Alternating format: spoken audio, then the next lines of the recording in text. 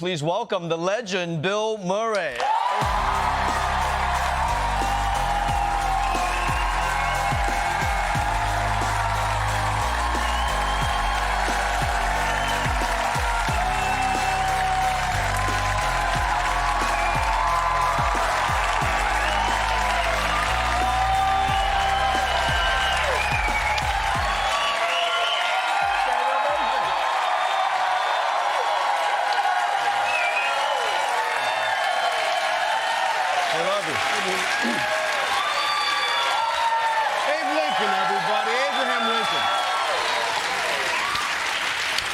Thank you.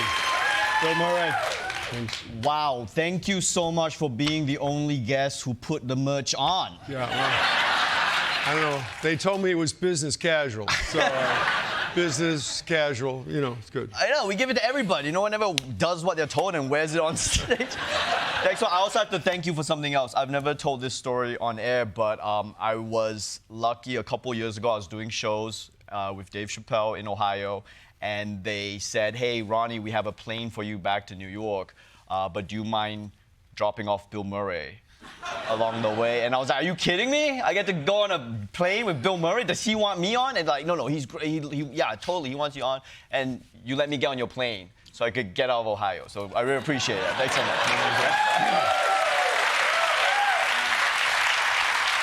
Hey, that goes for all of you.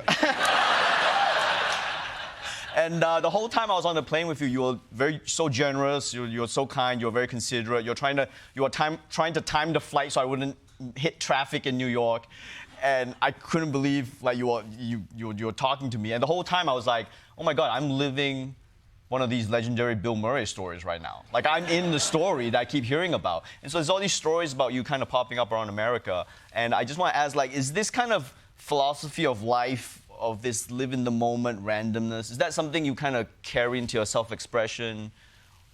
Well, I think most of our lives are accidental. As much as we think we're in charge, most of it's accidental, and it's just how you are able to live with the accidents that you create, that you're part of. So right, but I kind of like the excitement of the unknown and figuring, oh, well, now look what I've done.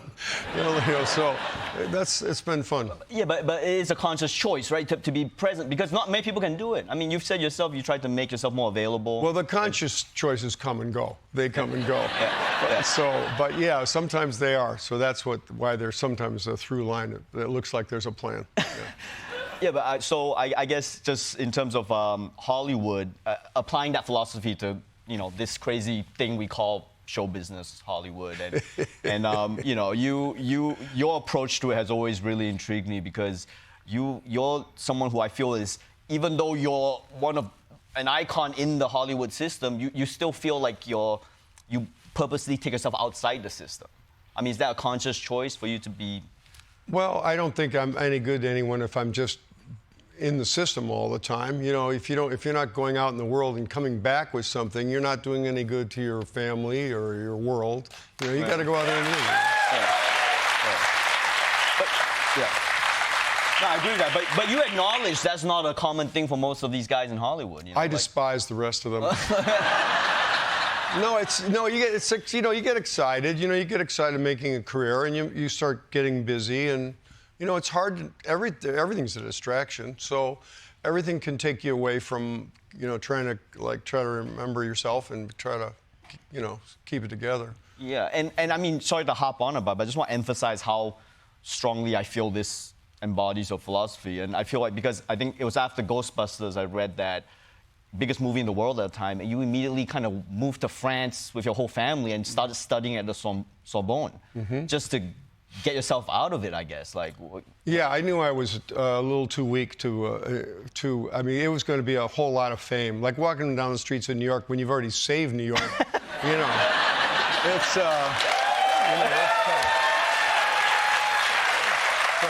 you know, that's. I mean, Aaron Judge doesn't have that problem. You know. Yeah. And the other thing, because you had such longevity in the business, you've been around, I feel like you're one of the few guys who is actually qualified to talk about this.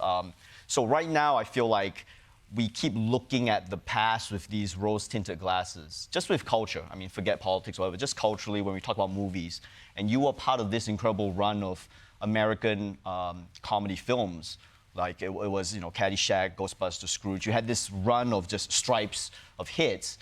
And we look back on that now as like this golden age in American comedy film. When you were in that era, were you looking back at previous eras and going, that was the golden age? Or were you like, no, I'm the king right now. This is the best. No, I wasn't really. I mean, I look back now more than I did then. Back then, we were just excited to be having a good time, People didn't take it so darn seriously. We would, we'd change the script every day. We'd just go out there and have fun. We'd knock ourselves out.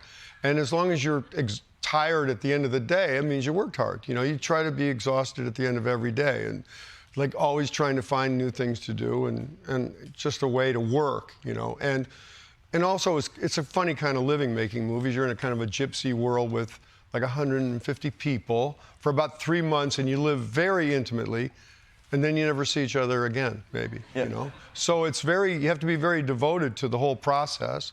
Everybody's a part of the solution. Anyone can fix any can find the answer to the problem. So you're all really connected. So that kind of living is very demanding. I love it. I really do like movies. I realized just recently, God, I really like making movies. Yeah. Well, good news for you. Everyone wants you in that movie. Yeah. I mean, This movie's good. Yeah. This movie's good, and I made another movie that's good called Riff Raff that just came out. That's really weird, not like anything I've ever seen before. With Pete Davidson? With Pete Davidson and Ed Harris and Gabby Union, a lot of good people. Jennifer Coolidge is insanely funny in that movie too. Right. But this is a good movie. This has got Naomi Watts. Naomi Watts in this movie, The Friend, it's the best performance I've seen by an actress in so long I can't even remember. It's unbelievable what she does in this movie. Right. Yeah, well, that deserves a round of applause. I mean, Naomi Watts is killer. Yeah, she's good. I love how you started promoting this movie and then you had to quickly promote this other movie. I was promoting that movie and I was promoting this movie while I was promoting that movie. I really I want people to go to movie theaters and see movies in movie theaters because look at this. You're in a group of people. We had a couple of years where you couldn't be in a group of people. And it's the shared experience. It goes back to the Greeks, It's a theater, and you all get together, and we share our humanity together. Yeah. Yeah, it's the best. It's really the best. Like being together. Which brings me to this other question I had. Like you were talking about the movies you're doing now, The Friend and Riff Raff.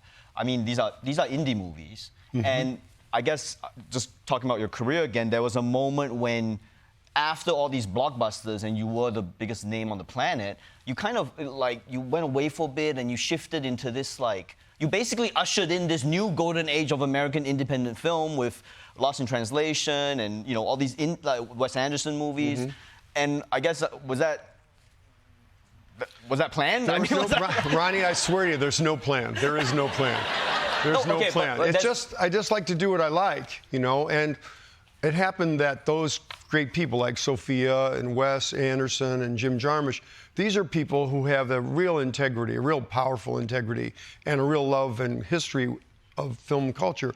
They wanted to make movies, and because, I always say, I didn't embarrass myself too badly, so that's why they hired me, And I know you're living in the moment, and it's very Buddhist, and I appreciate that, and I try to live that philosophy, but I'm just saying, you have to acknowledge, at the time when you did these indie movies, you had a lot of clout, and you were risking it, whether you cared about that or not. You were risking it on these kind of unproven, talented directors a lot. And was that a conscious choice to I want to give people a chance, or were you just attracted to the material? Well, Ron, when you see the script, I got the script for Rushmore, which is Wes Anderson's movie, or Sofia's movie, Lost in Translation, or especially Rushmore. They said, "You want to meet the guy?" I said, "No."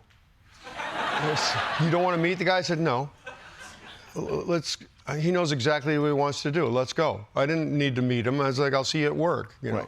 We don't need to talk. He knows exactly what he wants to do. And Sofia's same way, and Jim Jarmusch same way.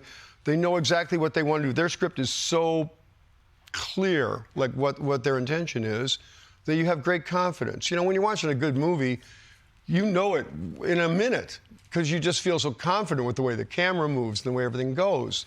And that's how their scripts read. They read like this. It reads like, this is storytelling. This is real storytelling. Right. And you were, you know, oh, okay.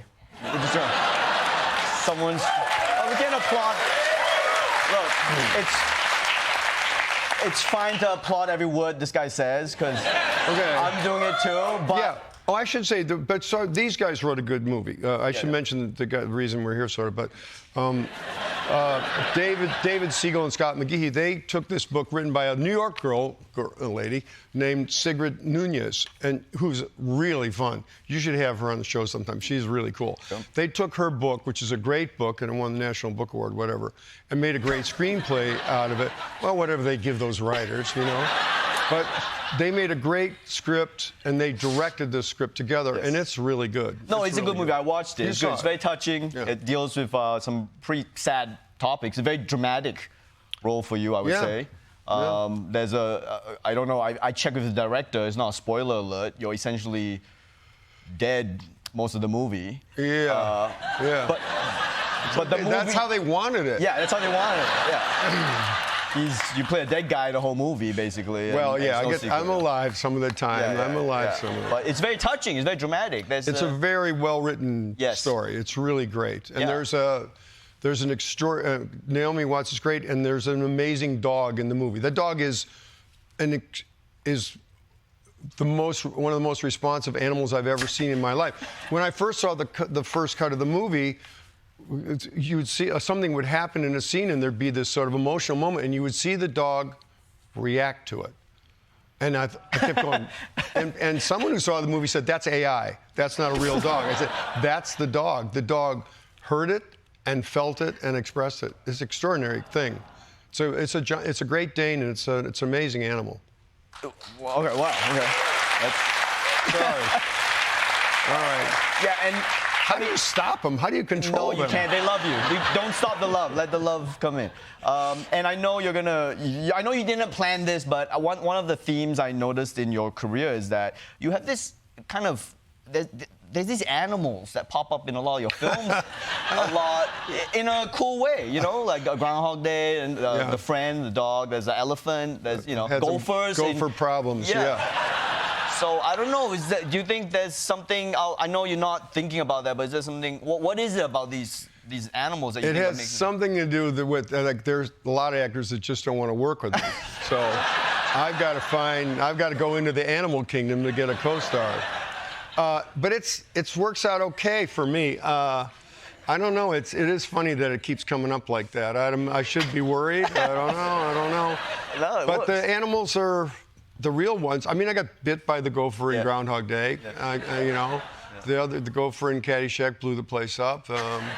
This dog is really great. I rode an elephant in a movie that was fantastic. I'm not one of those guys, but I mean, this dog is smarter than many people that I've ever met. And the elephant I worked with was smarter than virtually everyone I've ever met.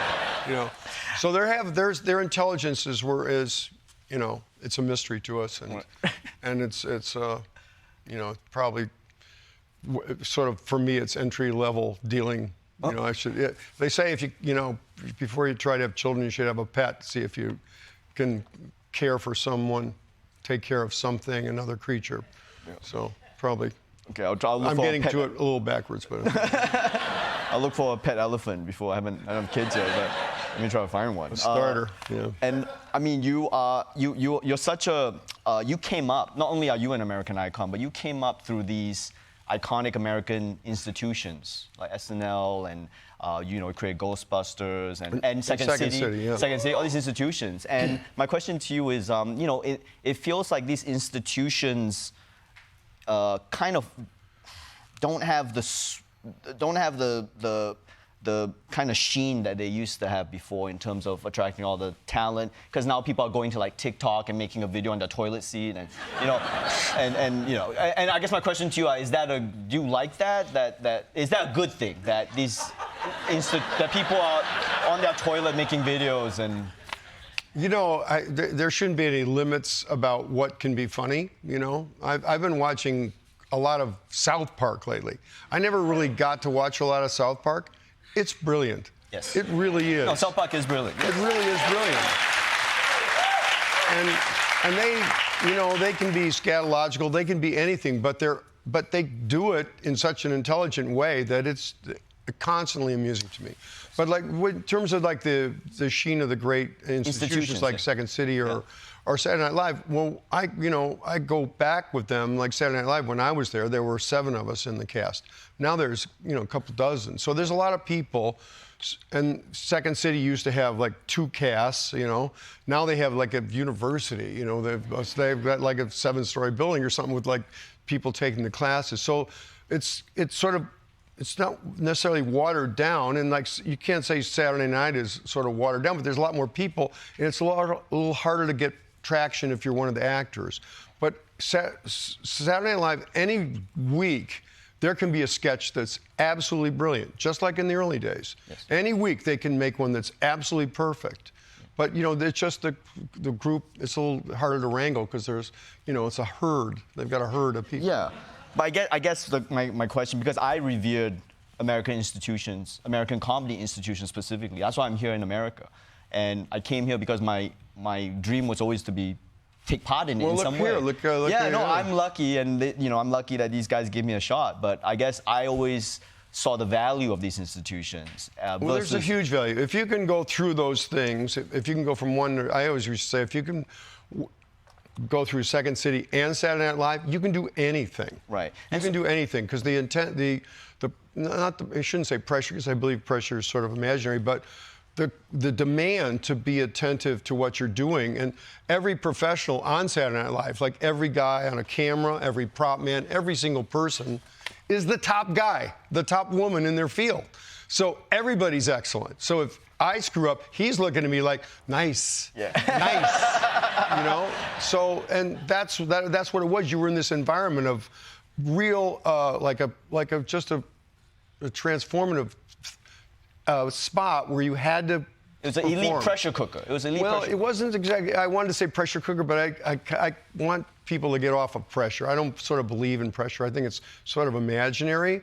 I think it's emotion that you can't control, and that's why it sort of gets up and it feels like the top of your head's coming off. But it's really just there's a demand to show up, you know, and you have to relax, otherwise that pressure comes up to your brain and then you don't work so well.